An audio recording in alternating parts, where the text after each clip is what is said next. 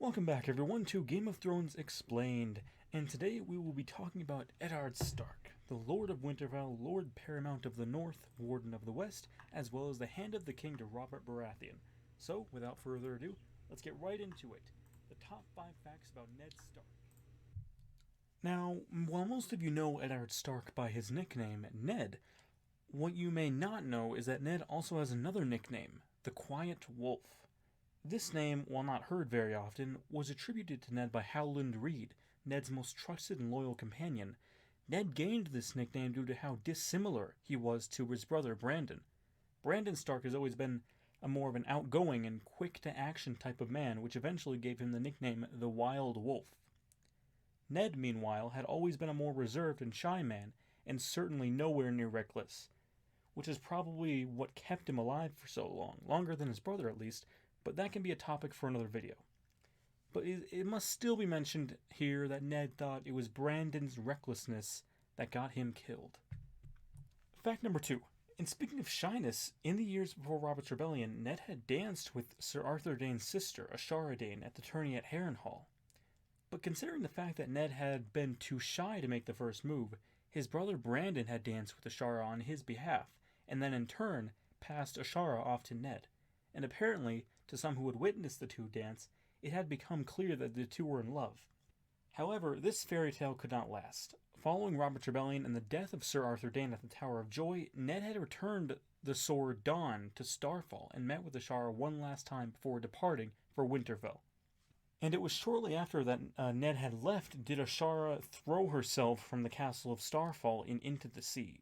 Whatever the cause of this may be, whether it was an act of sorrow over her brother's death, or Ned remaining with Catelyn, or her stillborn child, Ned had never wanted to hear her name, or Ashara's name, spoken ever again within the walls of Winterfell, as it was a growing rumor among the soldiers that Jon Snow's true mother is Ashara herself. Fact number 3. When Ned was just a kid, he was sent to be fostered by Jon Arryn in the Vale, alongside Robert Baratheon. It was this decision that may have completely changed the Seven Kingdoms and brought about the end of the Targaryen dynasty. As Ned and Robert were raised like brothers and saw Jon as a second father, the pair would form a great friendship, and this would play a great role during Robert's Rebellion, quite obviously. With Ned, Robert, and Jon having such a close relationship with one another, the three would form a powerful alliance against the Mad King, alongside Hoster Tully as well, after Ned agreed to marry Catelyn. And it was this alliance that brought about the end of the Targaryen dynasty.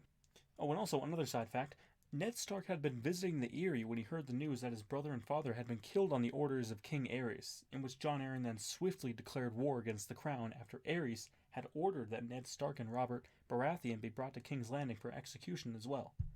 Fact number 4. Ned Stark was not supposed to marry Catelyn. This may already be well known, but it is still quite interesting how Ned and Catelyn found each other in marriage and in one another's arms every night.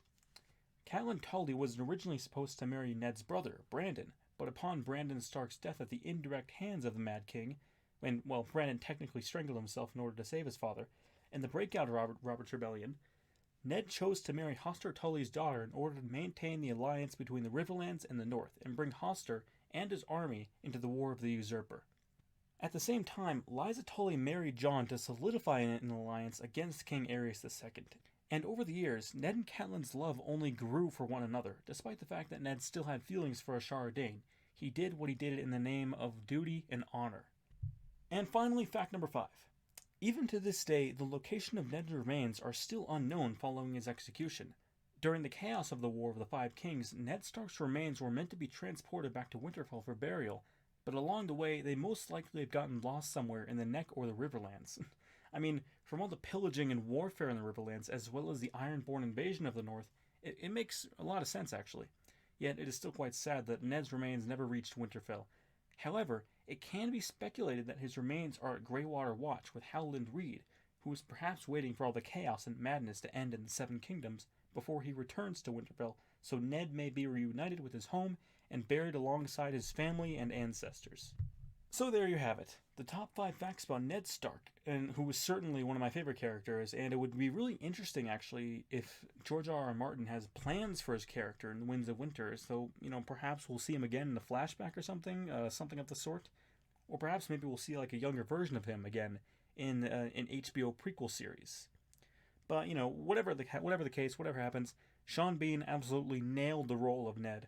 Anyways, thank you all for watching, and I will see you next time where we will cover another great lord, perhaps, or a great king, maybe. Maybe we'll cover Robert Baratheon, but we'll see. So I will see you all then. Please like and subscribe, as I would greatly, greatly appreciate it if you did. And yeah, I will see you guys next time. I love you all.